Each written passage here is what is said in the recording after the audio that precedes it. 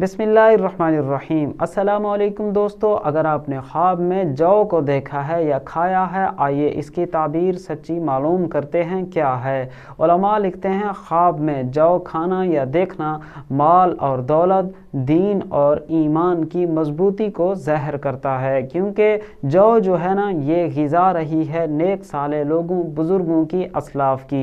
बाज़ अहले ताबीर ये भी कहते हैं कि ख्वाब में जौ का खाना ऐसा बेटा पैदा होने पर दलील है कि जो जवान उम्री में फौत हो जाएगा। अल्लाह आपकी मेरी इस परेशानी से हिफाजत फरमाएं।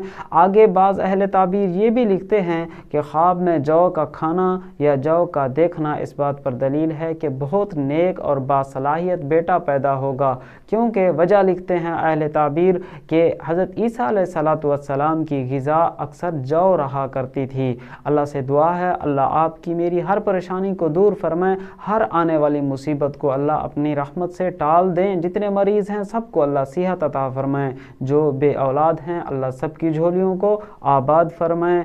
आपने कोई ख्वाब देखा, उसकी ताबीर जानना चाहें, हमारी इस वीडियो के कमेंट्स में ख्वाब लिखें। आप तक इंशाल्लाह आपके ख्वाब की सच्ची शरई ताबीर पहुँचाने की कोशिश करेंगे। मिलेंगे अगली वीडियो में। अल्लाह हाफिज़।